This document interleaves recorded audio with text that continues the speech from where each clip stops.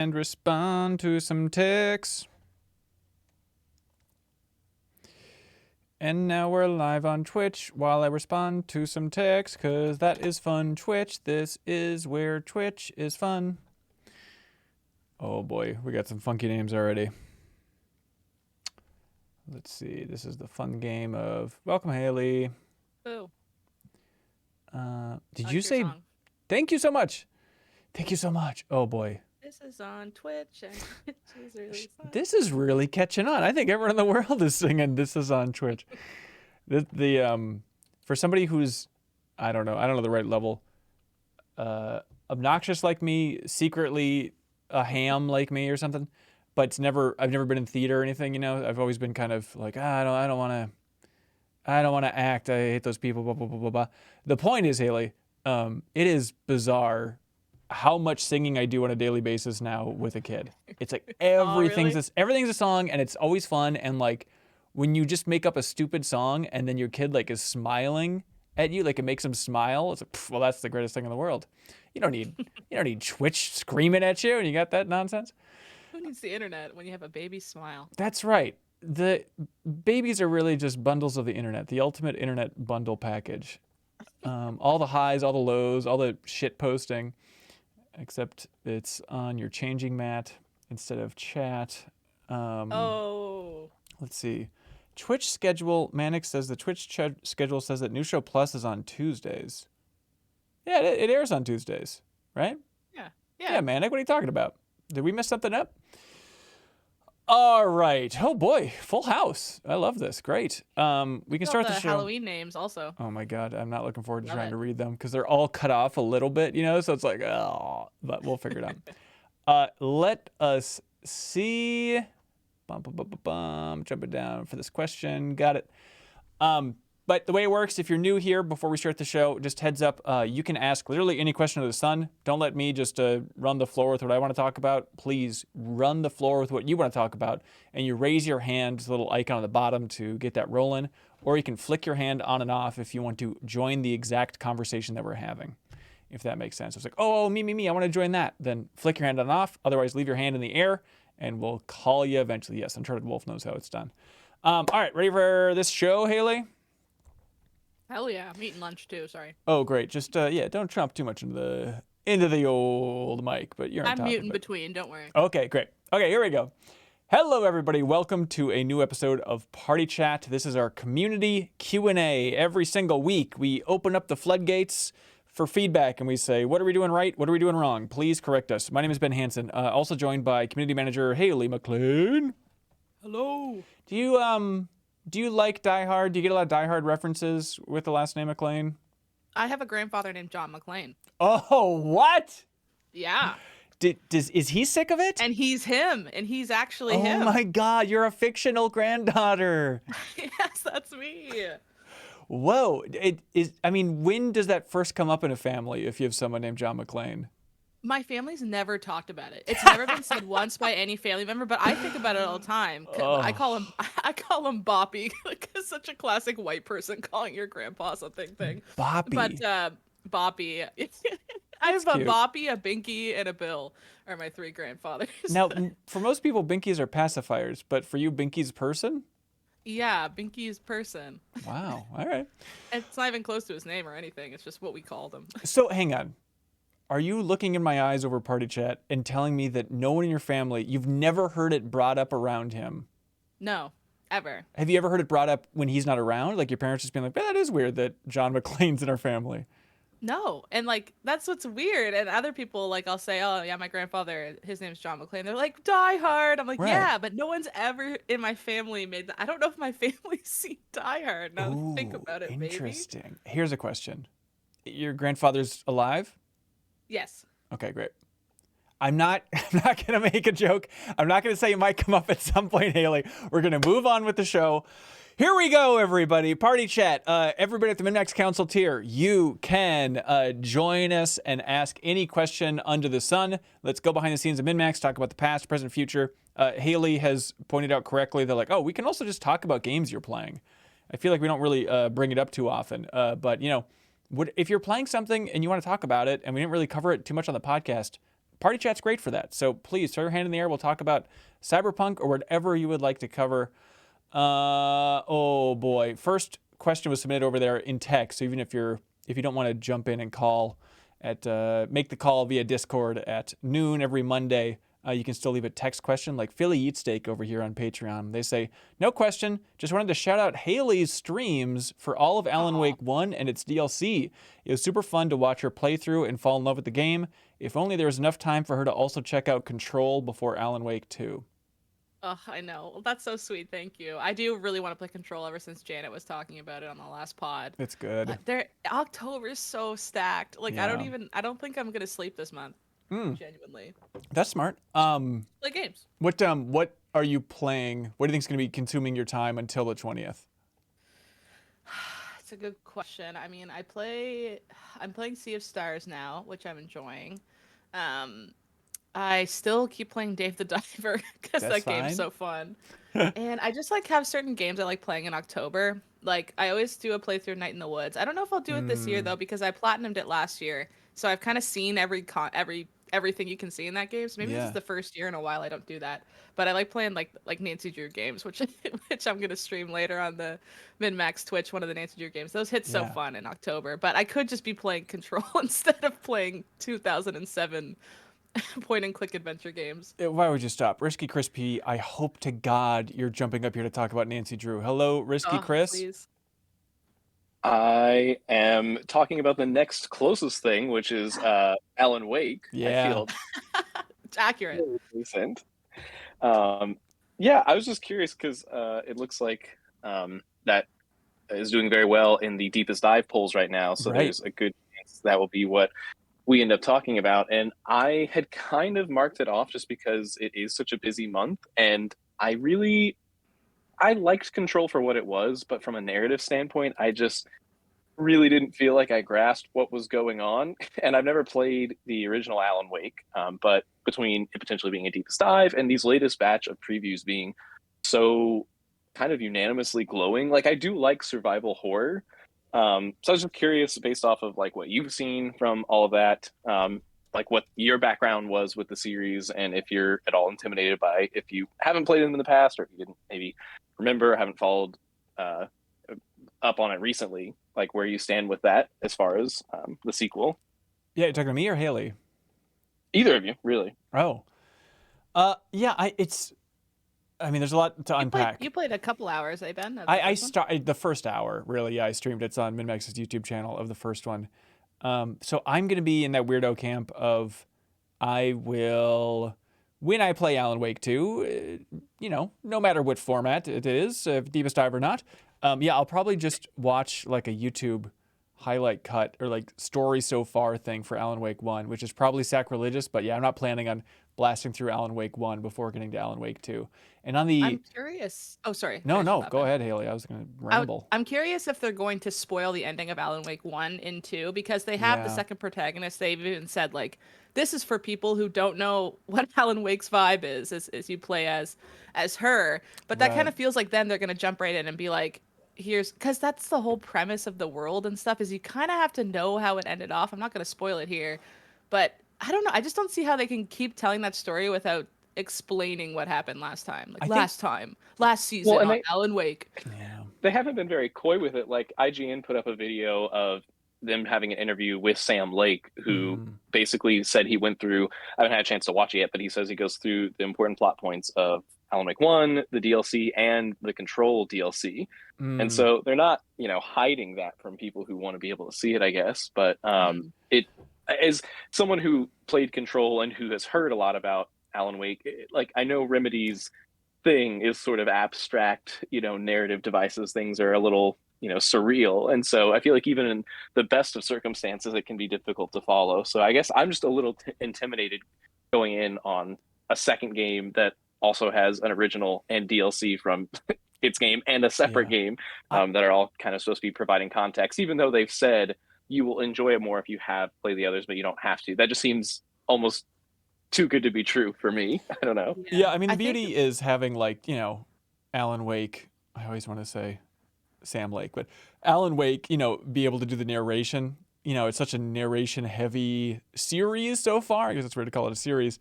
So like I cannot imagine they're not going to get people up to speed. Like whenever you start playing as Alan Wake, even if that's the beginning, maybe they'll save that and you play as Saga right out of the gate, and then jump to Alan Wake. But it seems so set up for like, I bet you're wondering why I'm in this place. Like it seems like it's just right there, ready to go, and it wouldn't be that hard to kind of get people caught up quickly, right? Right. But then again, I didn't play American Nightmare. Of the first one I found too. It's even like the first thing they say at the start of the game is like the scariest stuff is the unsolved mysteries. Like that's what's the best part of horror is things you never figure out. Mm-hmm. And I think that's kind of the premise of Alan Wake at the end of the day, and hence why that's the first thing they say is like, even when you play that game, you're the whole time you're like, huh? But like that's kind of the point. So maybe going into a second game where you're just still going, huh? Is like, I hope it doesn't feel intimidating, because I think that's the vibe of that like that's what they want you to be feeling like the whole time, is not confused and like, I don't want to play this because what the heck even is this? More like, what's going on? I got to keep playing to figure it out. Like that's right. That's kind of like the underlying purpose of this series. I feel like is what they're going for. Yeah. That's kind of how I felt at the end of Control, where I was like, the gameplay was fine and like the world was cool and there were some really cool moments and set pieces, but I didn't feel personally super satisfied at the end by not really understanding what had happened once it was all said and done. And then, like, if that's just kind of their thing, then there's something to be said for that sort of surreal bit. And I love leaving things open to interpretation. But I, as long as there's some sort of through line I can follow. Yeah, I'm with you. As much as I enjoyed Control, I had a moment this weekend where I was thinking back, like, if I had to tell somebody the story of Control, I was like, I remember Jessie, I remember kind of the situation she's in, but like larger picture story, I don't know if I could tell you. Yep. It's like, it was 4 years exactly ago. Yeah, it's such a weird spot to be in. Be like, oh, it's just like a cool building, and you just like do cool stuff in a cool building, and it's weird. There was that one cool hallway and that creepy janitor. Right. That's kind of how I feel about it. And I kind of remember, I guessed where it leaves off. So we should, you talked a little bit about it, and spoilers for New Show Plus, we shouldn't fully unpack it. And I'll explain all this stuff. But the poll right now, if you're just listening, is live right now on Patreon for us to choose, for you to choose the next deepest dive that we tackle. So you are voting between Alan Wake 2, Marvel's Spider-Man 2, and Super Mario Brothers Wonder. We talked about all these games on the podcast a little bit last week, how we were predicting it was going to go. I literally did randomize the order of the three. And so I'm trying to be fair to that. I'm not playing favorites. I genuinely think all three of these would be cool deepest dives, and I'd be happy to do any of them. Right now, I will say, since this is a Patreon-exclusive podcast, I'll reveal what's going on with the votes currently. As of the time of this recording, 620 votes, which is awesome to have that many people engaged. So many. Yeah. In like 2 hours. I know. Yes, that is. I mean, normally with these polls, I don't know, I'm trying to think of like other examples, but for like stuff that we send out to every Patreon supporter, it's like, I'm happy if like a couple hundred people from the Patreon are engaged, and just seeing like already this level of engagement for this, like that's a nice sign that people are at least vaguely interested in what we're doing. And so right now, between Alan Wake, Spider-Man, and Mario Wonder,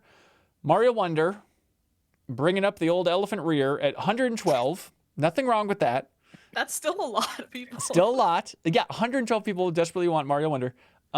Spider-Man 2 is at 167, which I am amazed how close Spider-Man and Mario Wonder are. Like, that's kind of cool. And then Alan Wake 2 is at 341 votes already. And it's a massacre out here. It is a massacre. You can still jump in and vote. There's probably enough people listening here to change that result. But I am floored by it. And the question, Haley, is, I'm sorry, according to your screen name, it's a October name, so it's Howley. The question, Howley, is, if we didn't cover Alan Wake on the podcast last week, what would the number be? How much are we swaying things? A good question. But it's not but it's not like we did it just for the deepest dive. Like, Janet got that preview. Like, we had to talk about the preview, and in it we say this game's awesome. Yeah. So and like I even said, like, in our, like, I was just playing Alan Wake by myself, and you were like, let's make that the pod. Like, it wasn't at all planned that we were like, time to time to infiltrate the votes of a future poll. It was just like we're all like, Alan Wake's cool, y'all. Right. But it's and it wasn't even just you guys. Like, it was universal everywhere I saw that people were either knowingly knowing that it was going to be a really good game, or surprised at how impressed they were at that preview. I don't think I saw hardly any negativity from it, which is impressive. I mean, that all being said, if Alan Wake 2 wins, I'm excited to tackle it. I think it'll be a fun one. I am struck by it's dominating in the poll, but at the same time, like the Alan Wake 2 episode of the podcast is like on the lower end of our traffic wise. So it's like, is that kind of a sign of things to come? Or when Alan Wake 2, or is everyone going to be at a fever pitch by the time that releases and everybody will jump in? But yeah, it's like, for a game that it feels like everybody in the industry is like red hot on preview wise, it's still not up there for making people click through on YouTube at least, which is kind of interesting to see. So I'm curious to see what that deepest dive audience is going to be like. There's pros and cons to all of these being deepest dive options, like it's interesting to be like, well, Alan Wake 2, if that wins, we could probably get some Remedy retweets or something. Like, I know some folks over there, that'd be all right. Then again, if Alan Wake 2 wins, maybe I could start Spider-Man 2 this week, which would be pretty fun. Then again, if Spider-Man 2 wins, it would destroy on YouTube traffic-wise, which is, I know it's a gross businessman, but it does help us in a big way to get those deepest dives out there, and that would be the best bet for that, because that's going to be a huge, huge seller. And Mario Wonder, I think, would be cool to talk about.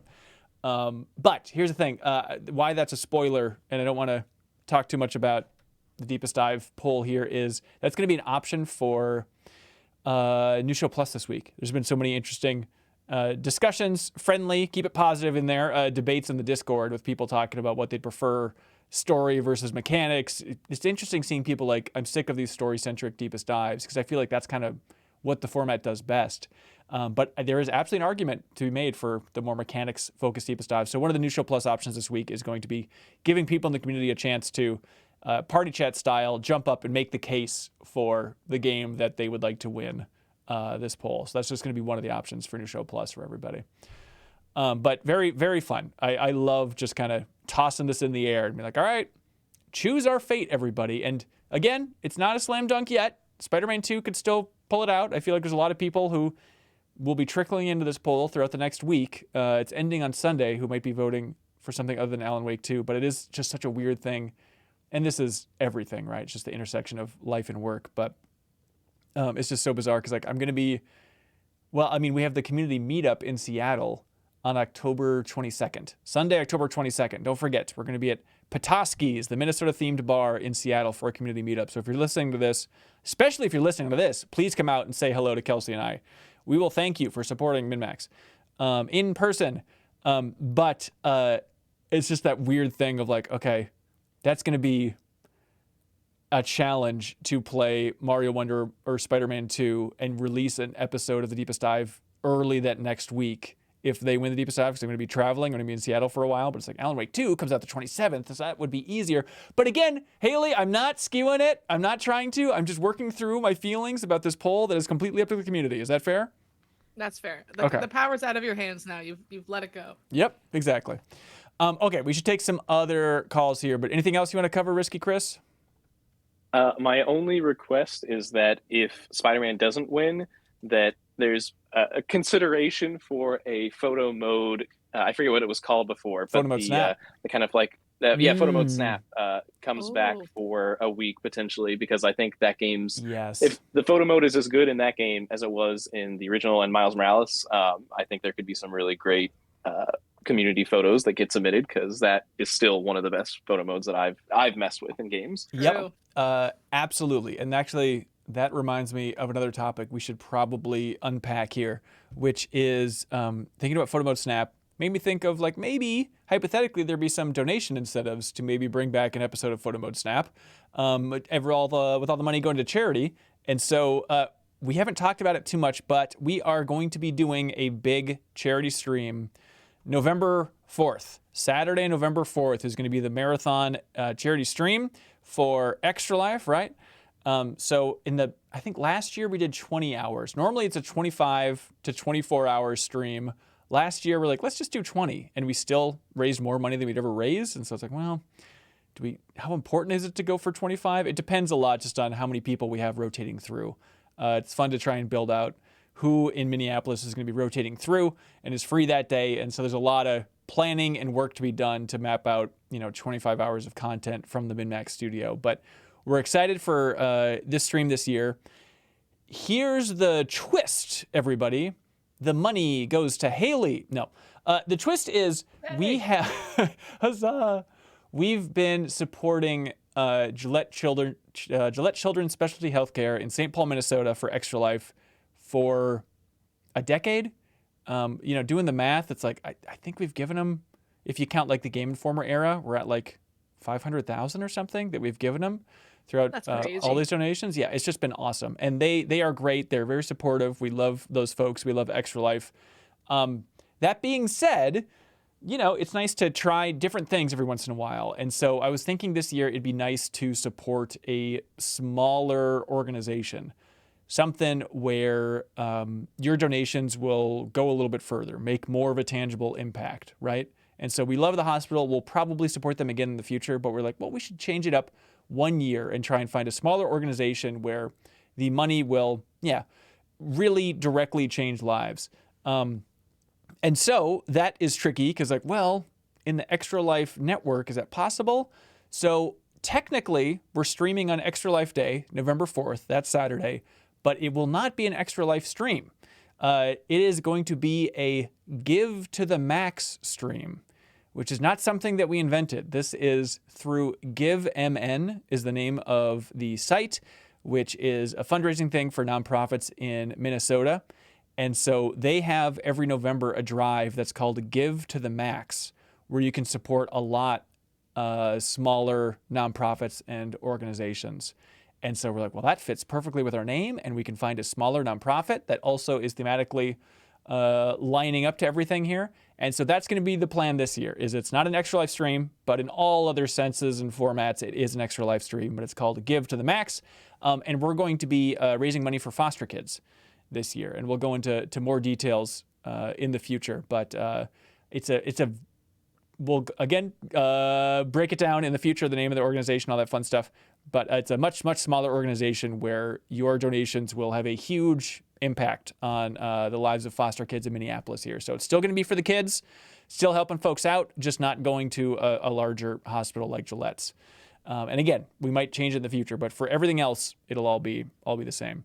So look forward to a fun stream Saturday, November 4th. It'll be on MinMax's YouTube channel instead of Twitch, just because it'll hit a slightly bigger audience. But it'll be fun. Let's see, questions, Risky or Haley, about Extra Life's replacement? No, it sounds great. Is scheduling wise, will that be released in advance for people to kind of have an idea when either certain things or certain auction items are going to be happening? Yes, absolutely. We'll have a Patreon post outlining all those, and we're doing well with auction items. There will be a charity auction at the top of every hour. I have a garage filled with stuff. Like every time we get like a collector's edition or something from the industry, if I go to like a preview event, I'll grab all that swag. And so we've got a lot of good stuff to auction off, a lot of fun kind of throwbacks to MinMax's year that we'll be auctioning off. I've reached out to a couple companies, and they've been great. We're like, yeah, sure, we'll totally send you stuff. I mean, I'm 8-bit. This is Party Chat. I'm 8-bit doesn't sponsor this podcast, but genuinely, I'm 8-bit is the best.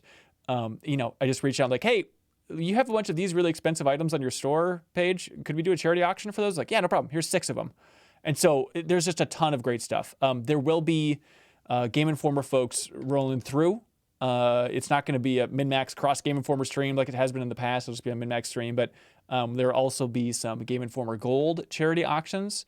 So there's a lot of very good stuff, and we'll try and run down that whole schedule and keep everybody in the loop. And we'll send out, the worst part about Extra Life is scheduling the tweets ahead of time, because I scheduled the tweets of like, this auction's coming up, top of the hour, blah, blah, blah, blah. But we'll try and be really clear for when all those auctions and segments are happening, all that fun stuff for you. Sounds awesome. Yeah, right on. Thanks, Risky Chris. Thank you. All Bye-bye. right. Goodbye. Let's bring up Uncharted Wolf. They've been waiting politely. Hello, Uncharted Wolf. Yes, hello? Hello, welcome. Hello. Yeah. So this isn't technically my question. I was wondering about this with that poll for the deepest dive. Mm-hmm. Where did all these Alan Wake fans come from? Man, I feel the I am same way. genuinely confused. It's not even as a min-max thing. Right. Just I remember for the longest time, anytime Alan Wake was mentioned, which was really rare, it was always like, it was like a mediocre Xbox 360 game, no one really talks about it. And then Yep. the remaster happened, and then all these people were like, "Oh, I freaking love Alan Wake. That's my game." It's like, I don't believe you.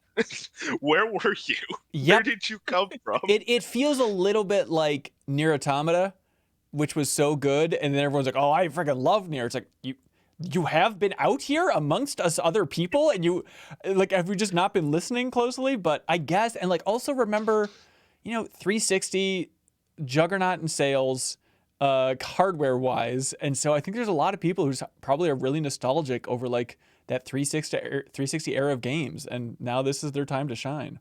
Yeah. Yeah. Sorry. Oh, Haley, No, you they have thoughts on totally that? were. They were just hiding in their Alan Wake holes. That's They're it. all coming out now. No, it No, is confusing. I'm with you, man.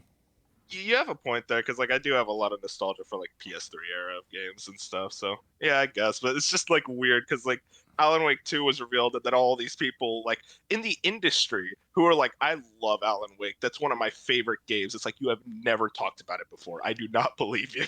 Yeah. I think Twitch chat is nailing it as well. I think Remedy is just becoming more and more of kind of an industry darling, and the fact that Control was Game of the Year contender, and this is the next game from that studio, that's also helping in a big way, I think, for just a whole new push. But it is striking. But what would you like to talk about, Uncharted Wolf? Yeah. Before I insult the Alan Wake fans anymore, Yeah, I don't mean that's fair. anything by it. But what's it called? I wanted to talk about. Last night I beat Lies of P, and I kind of wanted to talk about it a bit. Yeah, sure. What'd you think? Without spoiling anything. Yeah, I don't know if you guys talked about it on the podcast. I haven't had the chance to really listen. Did anyone on the podcast play it? I didn't, but yeah, Janet and Kyle and Jeffem did, I think. I think Janet's played quite a lot of it. Yeah. Wait, really? Yeah. I thought. We talked about it. Oh, okay. I gotta listen to that episode then, because Sure. I feel like, so like I played all the Souls. Like I love From Software, but with this game, I feel like they absolutely nail the areas and like going through it, the aesthetic, the visual style, and I love the way that they twist on the story of Pinocchio. Yeah. It's at mostly in the second half of the game, I feel like the bosses are really unbalanced. And I know for a fact I'm gonna say like skill issue. Sure. I've heard it before. It's like, no, I will not accept that. I've beaten Sekiro. This is not a skill issue. Some of these bosses, they're just not well balanced. There's a lot of situations where the game is just difficult for difficulty's sake. And like I really am frustrated by it, but also the way that this game ends, I won't spoil anything. Sure. I'm like, oh damn, I gotta be there for the sequel. I'm gonna be there no matter what. I appreciated this. Like Giant Bomb on the Bombcast, they gave a spoiler warning and then they just spoiled the end of Lies of P, and it was like, yeah, that's really It's good. so cool. That's a really good idea. So cool. It's like it's so obvious. Well, maybe not obvious, but it's like, yep, it's such a smart angle for where they can go in the future. Yeah, me and my friend were just talking about it like for an hour last night after I beat it. Like, okay, we gotta like figure out how this is gonna go, because there's no way that's how they end the game. Yep, it's super cool. But yeah, no, I guess just in general, like I do highly recommend the game, especially because it's on Game Pass. I just think the patch. I know there was a patch recently that apparently helped with the final boss. My friend beat the boss pre-patch, and he was telling me it was a nightmare. And then I beat it like fourth try. I was like, wow, okay, I guess they did nerf the boss. Oh, interesting. But, yeah, no, a lot of respect for the studio, especially because it's like their first game. It's so like confusing where that talent crazy. came from. Yeah, super impressive. Yeah, but yeah, Man, Janet. it's so hard to be a reviewer these days, where the difficulty is something that can get patched. Like how do you review that? Yeah, it's tough. You just gotta review the game that you play, and then if it changes, like, not on me. Yeah. It's tough for sure. The reviews I read, I didn't really see anyone talk about like the imbalance of the bosses, and that's why I'm like, man, maybe I am bad at the game. But like I talked to all my friends, and they all said the same thing. It's like, okay, is there a conspiracy theory going on? Like, I don't want to be that guy, but Sure. I'm a little confused here. Yeah, it seems like Janet's loving it more and more, and so I'm curious. I'm curious to see how much she fights for it and the 210s and all that fun stuff. But it's cool that Souls-like game finally clicked with her. Everyone gets a turn, you know. Yeah, that's the surprise. That's why I was surprised when you said Janet did. Yeah. It's like I know she didn't like Elden Ring, but right. this one, like this was the one that got her. It's like, okay, that's awesome. Yeah, check out that episode of the podcast. But hey, Uncharted Wolf, thank you so much. Thank you. Have a great one. You too. Bye. Real quick before we get to other stuff, Haley, you wanted to talk about those Nancy Drew games? You're going to be streaming one later today. Yeah, I love them. Yeah, so I'm going to be doing a whole playthrough of a Nancy Drew game. What are those, you ask? Maybe you didn't grow up as a girl in the early 2000s, but they are amazing point-and-click adventure games that have genuinely good puzzles in them. Like, I'm constantly impressed by the Nancy Drew puzzles. They taught me Roman numerals when I was a kid. Like, I remember that came up in like a school quiz and I like aced it, and my teacher was like, how do you know so much about Roman numerals? I was like, Nancy Drew games. And she's like, okay, sure. They're really fun, but I have the scary pack on Steam. So I was thinking it might be fun, whoever is in party chat currently, if they want to chime up, they can choose what game to play, maybe just based on name alone. Okay. Yeah, how about that? So here are the choices, and you can let me know what seems like it's winning. We can look at the party chat, Discord chat. Maybe you can look at Twitch, Ben. Sure. There's Nancy Drew, Curse of Blackmore Manor. All right. Nancy Drew, Shadow at the Water's Edge. Ooh, that one's water. spooky. Nancy Drew, Message in a Haunted Mansion. Classic. Okay.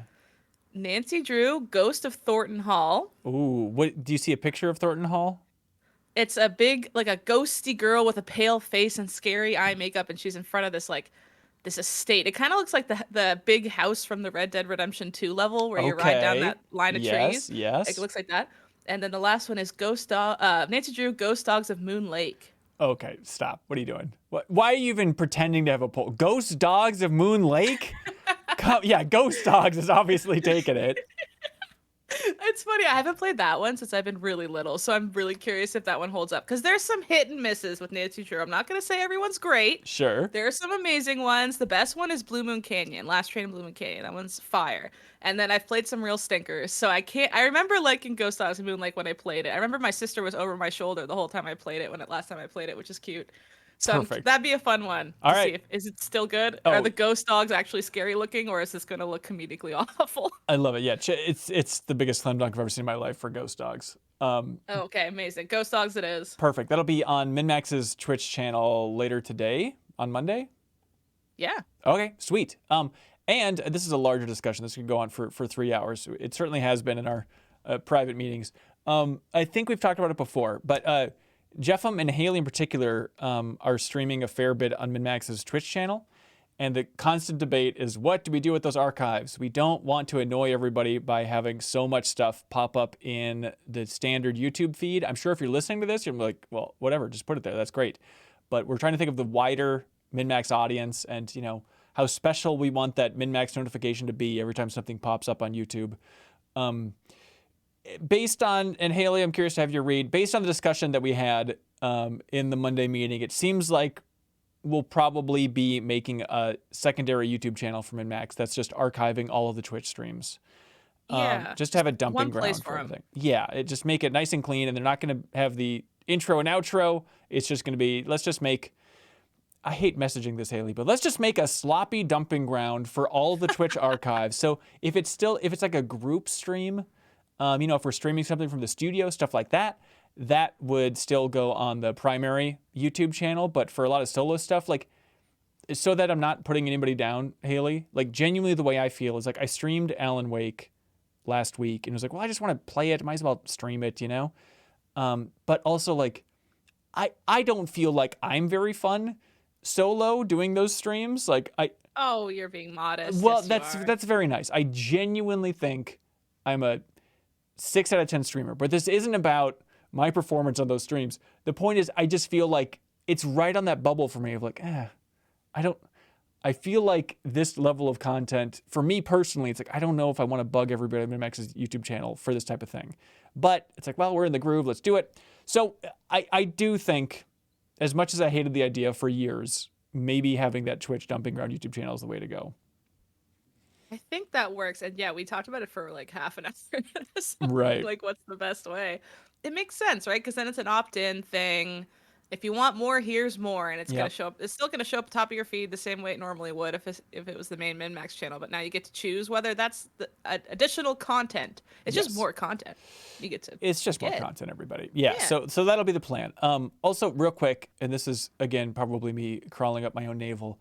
But I am curious. We brought Cream of the Steam back from the studio last week, and Brian Vore and Talarico came over and we played a bunch of random games. It was a good time.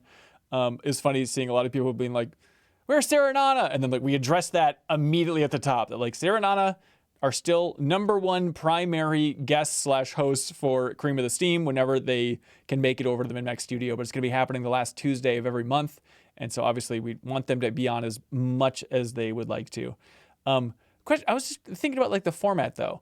You know, I definitely have a faster metronome than Sarah or Anna. And so I know there are a couple comments where people are like, play the games longer. And it's like, yeah, that's probably fair. But I'm kind of in that camp of like, all right, game, you got 2 minutes to make me laugh. Otherwise, I'm booting you out and booting up another one. But I was thinking like, do we what should be the format for Cream of the Steam from the studio? Should we lock it in of like, you got to play at least 10 minutes of every game? Should we always let the community vote for the next game we play? Do you all like the idea of one person at the table choosing what the other person gets to / has to play for Cream of the Steam? Should we gamify the system, or is it just casual hangout, but play it for longer? Is that going to be the sweet spot? You could do more like vibe checks, like ask the chat, like, is this keep going, new one? And right. You know, just move on or stay based on that. Mm-hmm. Do 5 to 15 minutes, then a poll. Yeah, I think that probably. Oh, that's a good idea. That's a good idea. Yeah.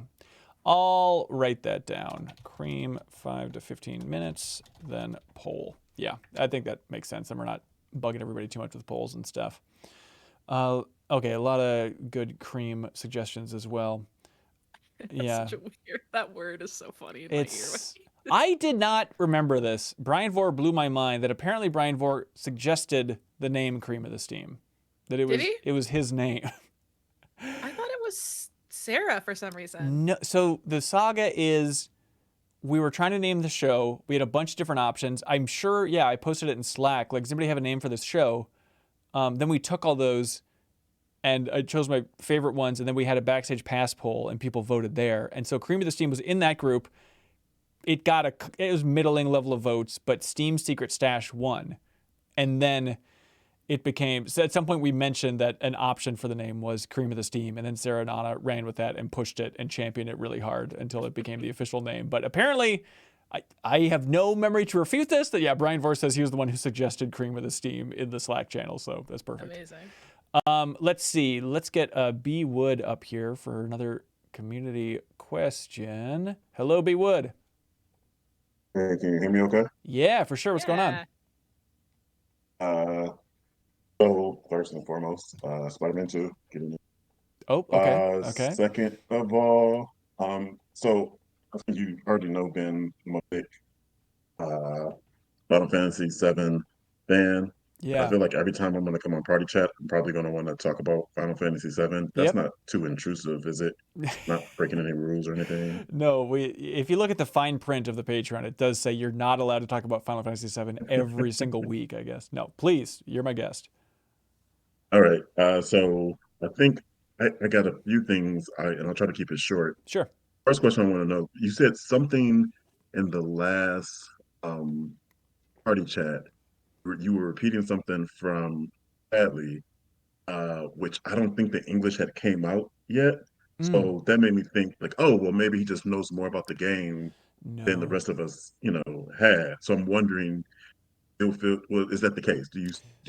Did you have more information than the rest of the TAD? Did you just happen to know the Japanese that Sadly was actually speaking? No to both of them. They released a video. That was it like B-roll that somebody posted on YouTube, or I think it was in their TGS panel, which was just up there on YouTube, that if you read the subtitles for that, you can see Chadley say that line where he's like, oh, I know what you're thinking. Interesting. What's Yeah, this I freak didn't see doing out that. here, or some line like that. It was officially released out there. I mean, it is interesting.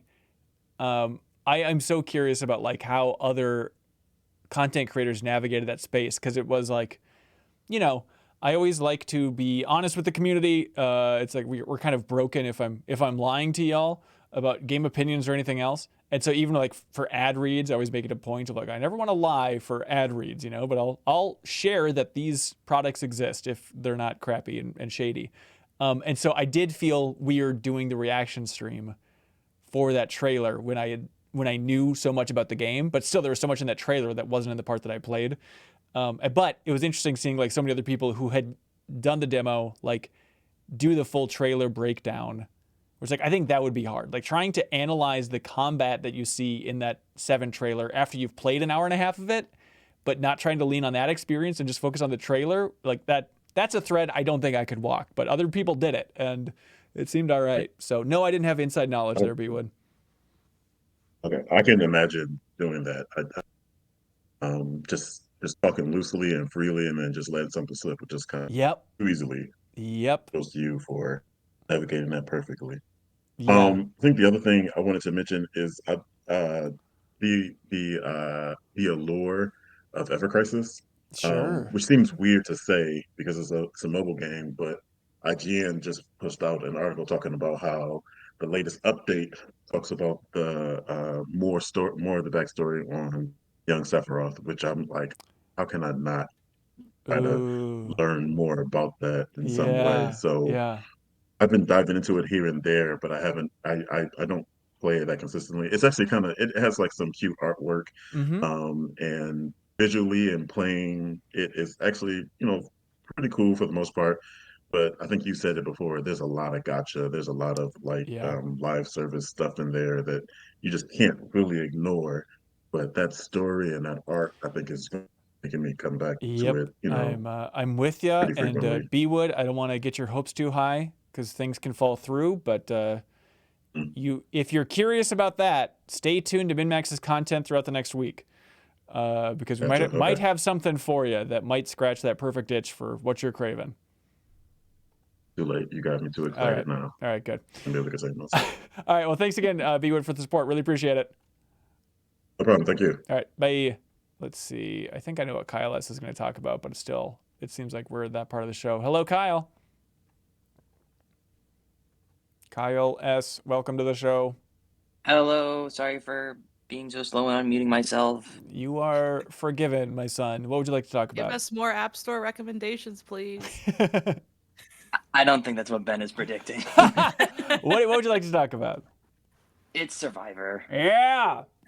Yeah. Hell yeah. First episode of the new season. 46, is that right?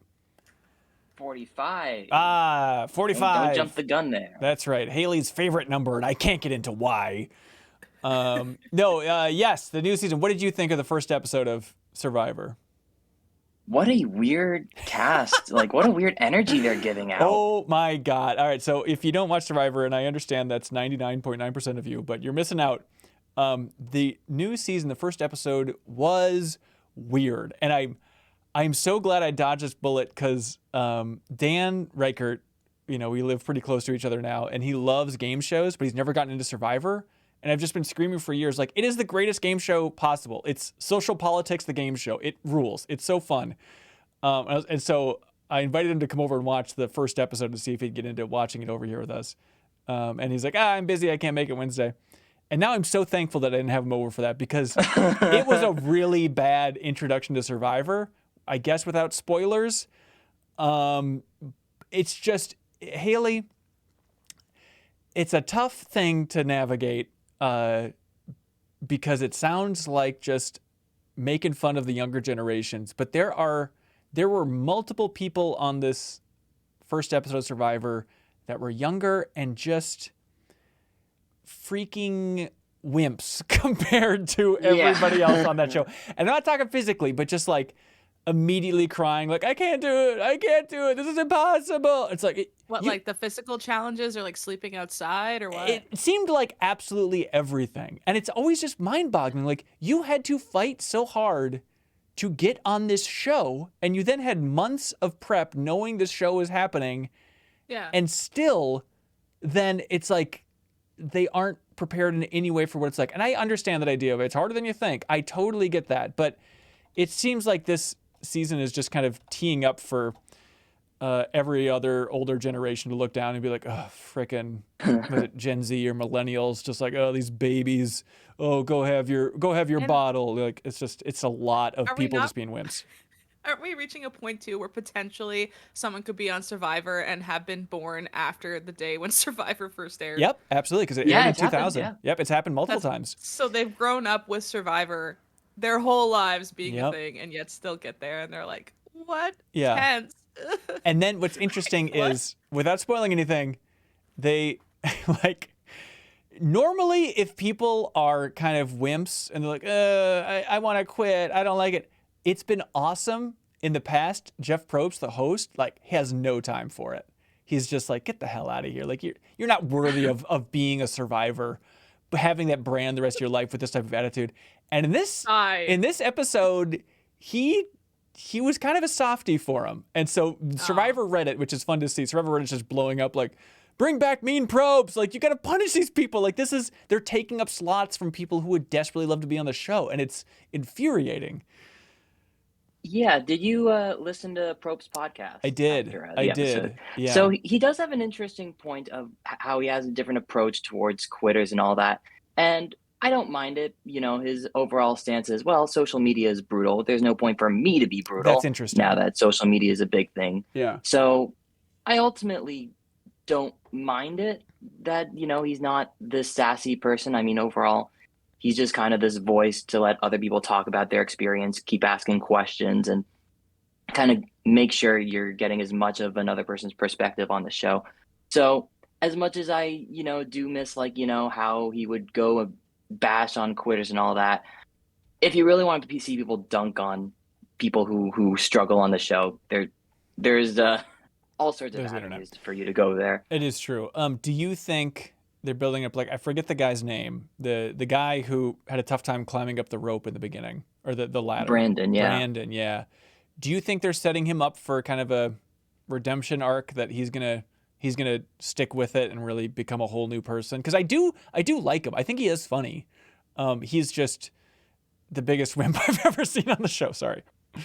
Yeah, he's very strange, because I think, like, we see a lot of fans on the show, but I've never seen someone cry just the moment they get on the show. Right. And, you know, he seems like the most fanatic of fanatics, and I really do appreciate that about him. Yep.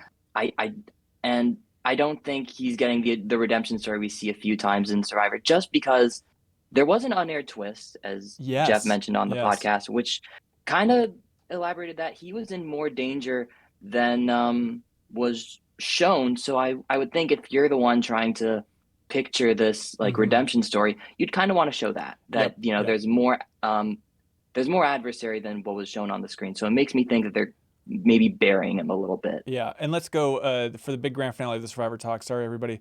Kyle S., make that call. Emily, racist or not racist? Don't put this on me.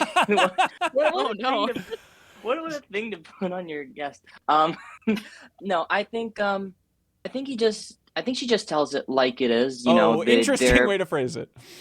There are some, you know, she does bring up really good points about Bruce, that he does have an advantage. And, you know, I think that's just in her to call it out. You know, it does seem like Sabaya and my winner pick, Caleb, did have a bond. And, by the way, I think it was very tough. Oh, yeah. No, I was just gonna say, like, those two are so good. And, like, what is the lady's name again? Sabaya. Yeah, like, seeing her reaction to that tribal, you could tell she just wanted to, like, get in a boat and go to any other tribe. It was just, she is probably my favorite player out there at this point. Yeah, I listened to the preseason interviews. Sabaya really does seem like really a breath of fresh air. Yeah. For everything, just because, you know, she has that military experience. She's a truck driver. She just seems like someone who's just takes no bullshit, but is also, like, very relatable and, you know, opens herself up to other people. But she does make a great point in that Emily seemed to have closed herself off to them right away. Yeah, it's a great show, even if it was a weird episode. It's like, it's like somebody asked me, like a friend's like, how was that first episode? And I was like, well, it was rough, but at the same time, like, I want to see what happens to these personalities out there, and I guess that's mission accomplished, right? Yeah, you see like this. You're expecting a big catharsis, like just an epic first boot of like two people here are crashing and burning hard, and it just kind of ends in a fizzle. Yep. But on the bright side, we get to see more crashing and burning. There we go. Survivor, everybody. Oh, by the way, Kyle, my pick is she was the singer. Jemaya. Yes. She's my pick. Just so you know, don't take her.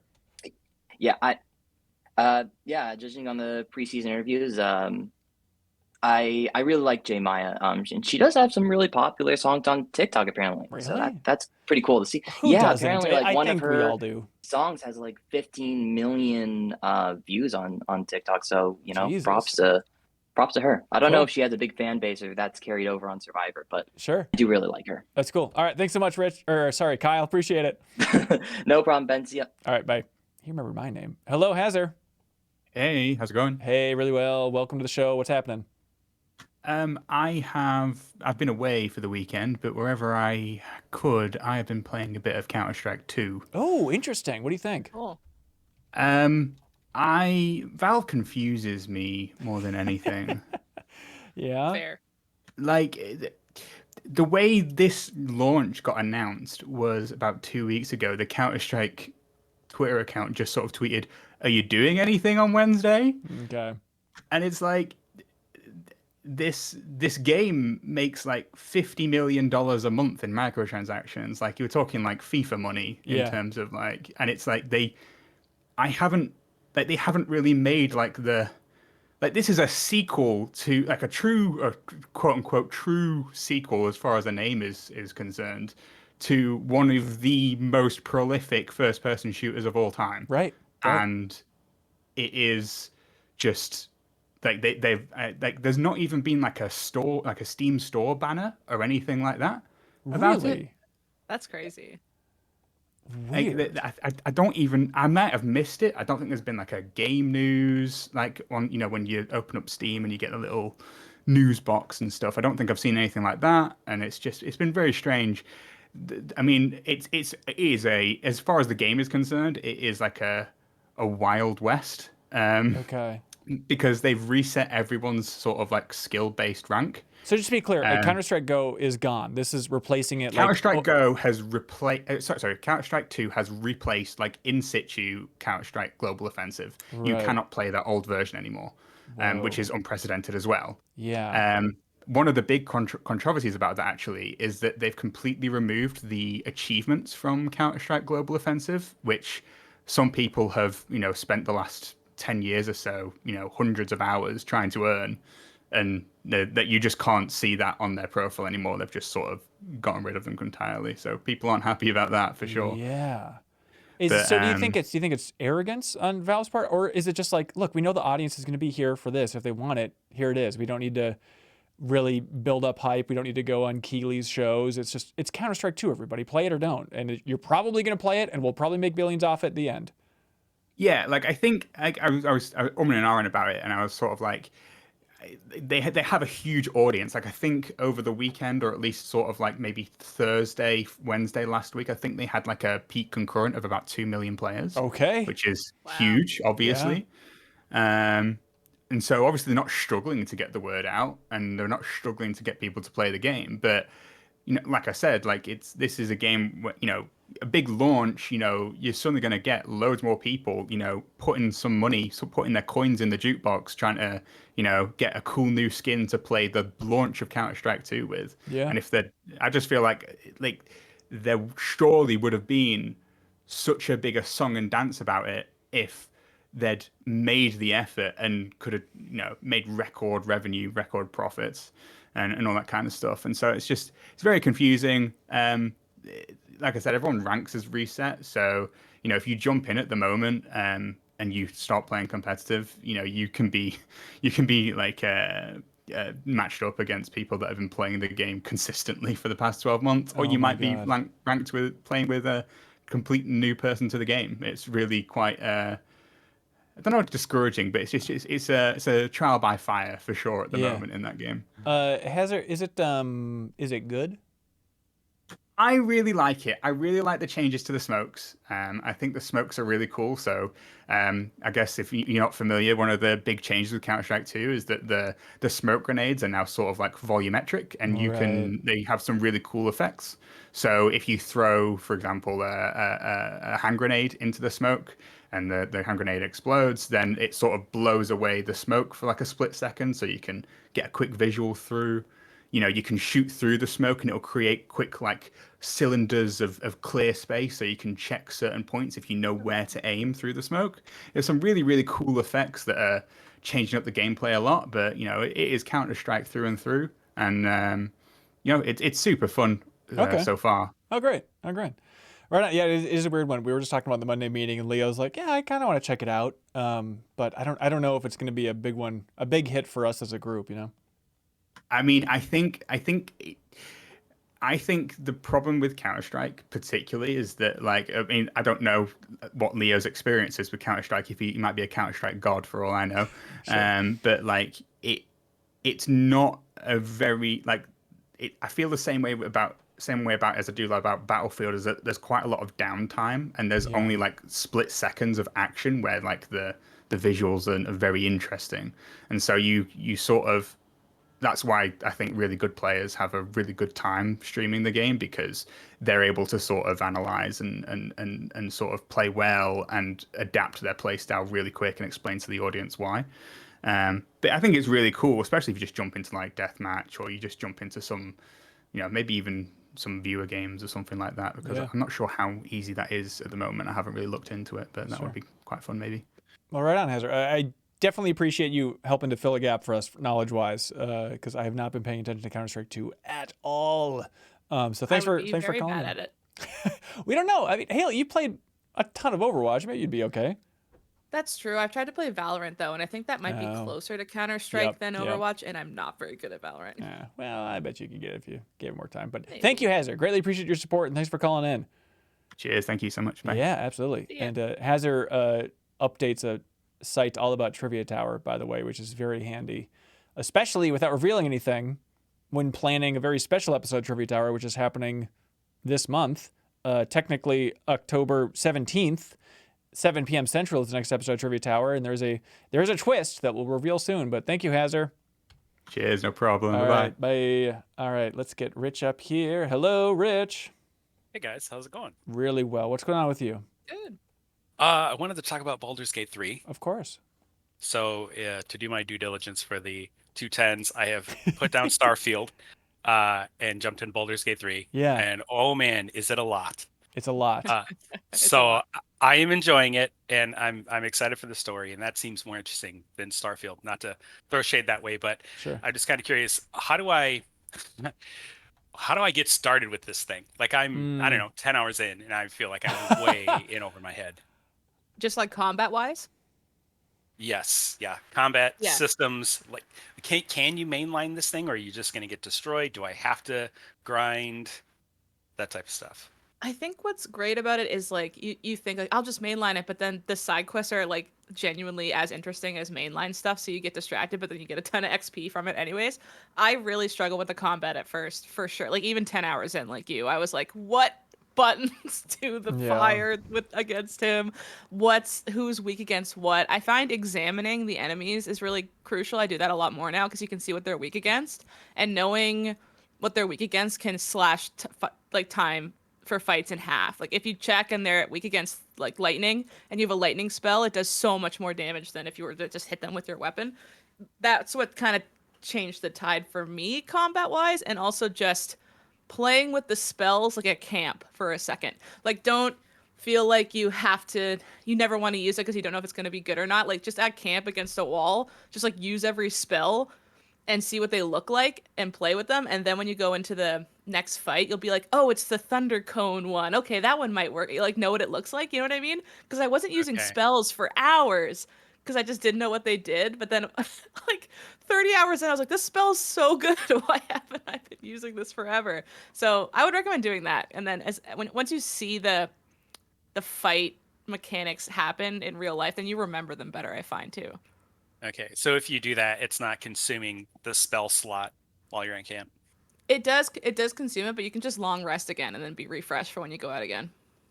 Okay, but doesn't that consume more of your camp resources? It does, but camp resources are aplenty, especially in Chapter 1. You'll have like so many apples and potatoes and stuff, like too many. Okay, good to know. The other thing that's really thrown me off is I watched a video and they're like, oh, position your party before combat starts. But there's so many times combat has started and I was not expecting it to happen. Like I thought we were having a nice conversation and then someone's like, well, I disagree with you, and I get attacked. Yeah. Yeah. You can also switch off. Like this is kind of only once you know that combat's going to happen. After you could like reload. And while you're talking to somebody, you can actually switch to the other characters and move them. So like if I'm talking to somebody, but I know I'm gonna want Karlak like behind him as soon as we start fighting, you can switch to Karlak, and since she's not talking, you can move her, and you could like move her behind and then go back to your conversation, so that when you don't have to sneak and get there. You can like put everyone where they need to be, finish your convo, and then when everyone goes aggro, you can they're where they need to be. Okay, so it just pauses the dialogue while you're doing that. Yeah, it's almost like they just awkwardly stare at each other while everyone very suspiciously moves into position afterwards. Okay, that's good to know. Yeah. But yeah, Ben, I think you mentioned that was Jeffem and Janet had been playing it. You guys are going to talk about it this week? Yes, not this week. The plan is next week on the podcast. We're going to be, unless some huge news hits, the plan is that's going to be an episode about revisiting Baldur's Gate 3, because I need to go back to it. I'll probably be streaming it on MinMax's Twitch channel because I'll certainly need the guidance. And then Janet's been playing it, I think, a decent amount, and then Jeffem as well. So yeah, that'll be the plan for next week's podcast. Cool. But hey, Rich, glad you played it, and thanks for supporting MinMax here. Yeah, thanks for the tips, Haley. Appreciate it. No worries. All right, see you guys. Bye, Rich. Let's see, Bob Buell. Ooh. Yeah. Hell yeah. We're here. We made it to the spooky season. We made it there. It's perfect. I wish that was just your pumpkin. Yeah. Oh, thank you. Ooh, should we bring back that pumpkin carving New Show Plus show for this year? Oh. Yeah. I wonder, yes. Yeah. Okay. I wonder who'd be down for doing it, because that was super fun. Okay, Bob, what would you like to talk about? Well, I watched something over the weekend, and I don't know if you have seen it yet. I think I heard about it from Mr. Dan Reichert on Cream of the Steam. Sure. It's a YouTube documentary about Tommy Talarico. Yeah, I have not watched it. They sent it to me. Dan and Bonk did, and I know there's a part of me, Bob, if I may be honest. It's about the composer Tommy Talarico and kind of what a sleazy, dishonest past he's had when people are connecting all that stuff. There's a part of me that's just like, look, I don't want to get bogged down in that drama. Like, yeah, sure, he's a liar guy, but it's just satisfying on like a Jinx level just to watch this guy who's had a weird life. Okay. You're just watching puzzle pieces fall into place, because the whole thesis of the actual video is over in 20 minutes, but the video itself is 2 hours, because it's just such a deep rabbit hole, and he just keeps going down that rabbit hole and finding like, everything that Tommy Talarico has said in the last 20 years is a lie. It's so good. It is so satisfying. What's the name of it again? It's called Roblox_oof.mp3 on YouTube. Such a good specific name. Yeah. I speaking of modern Tommy Talarico, because he was really championing that in television. And so like E3 2019, Ben Reeves and I, the last time we interacted with good old Tommy, which I did a whole video about video games live at Game Informer with him, which is like one of the first kind of like documentary style things I did at Game Informer. I'm sure it's on their YouTube channel still. But you know what, Bob? He sent a nice email to me afterwards talking about how great that documentary was. So how bad of a guy could he be? No. Shut it down. Yeah, but E3 2019, Ben Reeves and I got a Amico demo where we played that weird thing. And there was a lot of stuff in that presentation that he told us was happening with the Intellivision that it was not happening. And so it's like, well, liar or just things fell through. But it was a lot of like, you know who would be good for this is if this developer was making a game for this.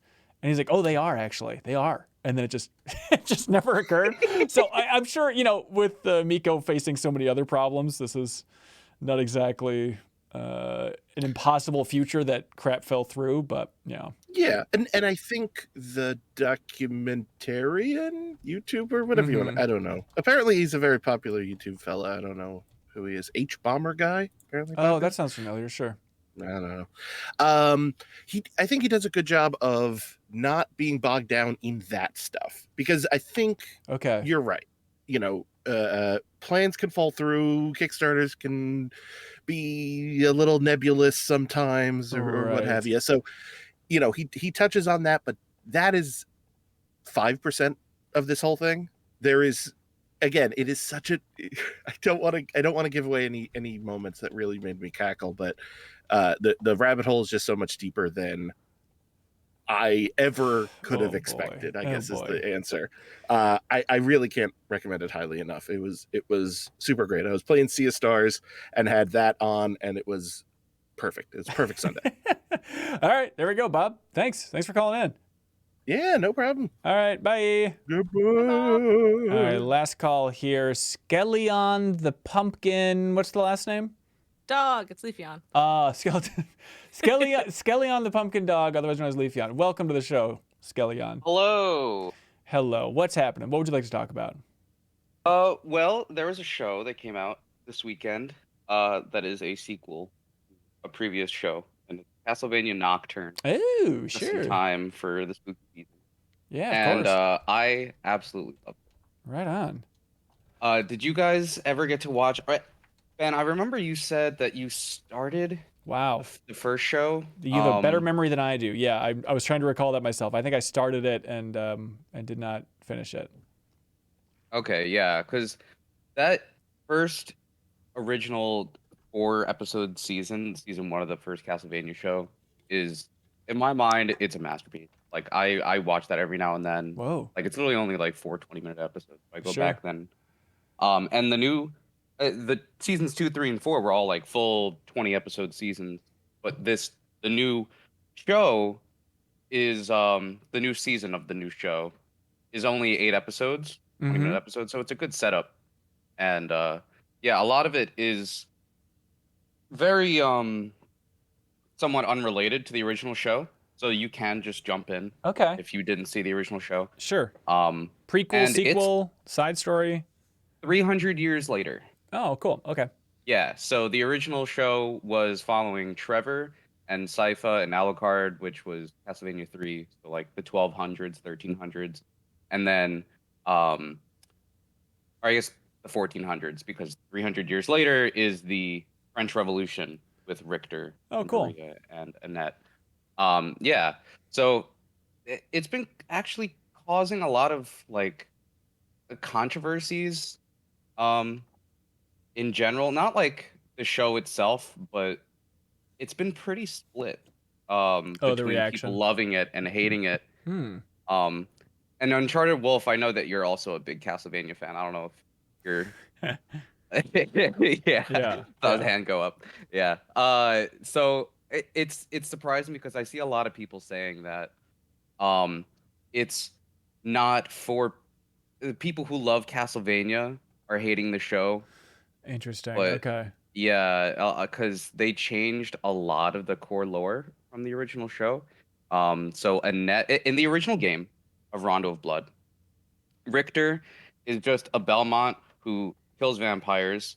Maria is his distant cousin who's orphaned and just wants to tag along with Richter, basically, and gets kidnapped by Dracula. And Annette is Richter's girlfriend.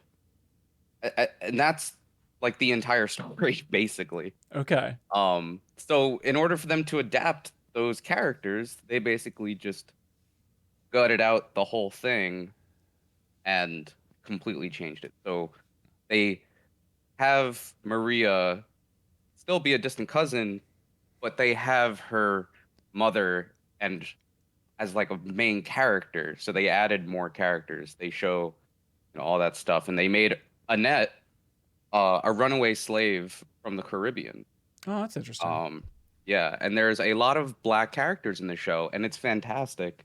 Even there's like Aztec gods and Egyptian gods and African gods and all this stuff that's involved with the show, and people are like saying it's not Castlevania, but it absolutely is. So, yeah. That's funky. That's cool. I'm interested in the idea that it's so divisive and stuff, but that's cool. I'm glad you're talking about it at least, because that's completely off my radar. But I know how much people love the original Castlevania series, so that's cool. Thanks for the report. Yeah, I absolutely love it. You know, it's dumb, corny, absolutely out there fun, and to me, that's kind of what Castlevania is. Oh, sure, absolutely. Yeah, but yeah, it's super hype. Right on. And absolutely recommend it to everyone. Sweet. All right. Thanks, Galleon. Thanks for calling, and thanks for supporting MinMax. Sure. Yep. Let's see. This week at MinMax, a reminder for everybody at the Wall of Heroes tier or the Game Champion tier on Patreon, lock that stuff in. We have posts that went up on Sunday, especially new Wall of Heroes images. Even if you're at the Wall of Heroes and you've been using an old image over and over again, shake it up. It's fun to get a different looking slideshow in there. So you have until Tuesday afternoon to lock in a new image for the Wall of Heroes tier. We had 2 people jump in to promote their indie game, which I always love that type of thing. I know we scream about it too much on the main podcast. Yeah, but it's just like, if you're making an indie game, it's the easiest advertising you could imagine. $100 for literally millions and millions and millions of impressions, especially the month of October, which is going to be huge. So jump in there, put a new image on there for the Wall of Heroes. If you're already on there, feel free to change it up if you'd like. Let's see. I'm planning a lot of interviews. That's a whole saga we can go down. A whole Alan Wake we can go down. But plan is that there should be some interviews coming back soon. I know it's been dormant for a while. I felt that pressure. I feel like that's something that's really unique for us. And so You're so good at them, Ben. Oh, Haley, please. Thank you. But no, it is a nice way to try and get out of MinMax's orbit. Like, we've had a lot of fun personality-driven stuff lately, but I always like to have that kind of more industry-minded interview stuff. And so that'll be coming up in the near future as well. There's a couple of exciting ones. Hopefully they don't fall through. I just got a message on LinkedIn yesterday of somebody being like, yeah, I'll talk about that. I was like, I was so excited about it. So I'm going to jump in, and it's not a big name, but they have an interesting topic to talk about. Let's see, but I think that's it for this New Show Plus. The poll should be up now if you're listening to this, and of course the options are we're doing it. What's that? Alan Wake 2. I was just coughing. Okay, Alan Wake 2. Well, the poll is up for the deepest dive. Yep. Jump in there. Oh, sorry. No. Something else. New Show Plus, but also it ties in because we're gonna have that episode of New Show Plus as an option for people to jump in where they can vote to have a show. I don't know, the Deepest Dive Wars. We don't know exactly what the name is, and you can make your case for why you want this to be the deepest dive between Alan Wake and Spider-Man and Super Mario Wonder. Otherwise, second episode of IMDb Movie Trivia. Thanks to everybody at this tier for making that move so smoothly last week. That was really fun. That'll be up in the poll as well. Great Goaty Hunt returns for Cyberpunk Phantom Liberty, a game that a lot of people have been like, this is so good, you got to go back. I'm like, I don't have time, but I probably should. So that seems like a good avenue to boot up my old save for Cyberpunk and see how that goes. Otherwise, playing Kirby and the Amazing Mirror in co-op, since that's on Nintendo Switch Online. That'll be the fourth option for New Show Plus. So if you're at the $10 tier, you can vote for that. I know Kelsey's on board for playing co-op for Kirby, so that should be a fun time. But hey, that's it for an extra long episode of Party Chat. Thanks everybody for making this possible. All right. That's it, folks. Thank you so much. We have a fun week ahead. Special guest on this week's episode of the MinMax Show podcast as well. It's been a while since we've had a guest, so I'm excited to bring this person on. All right. Thanks so much, folks. Take care. Goodbye.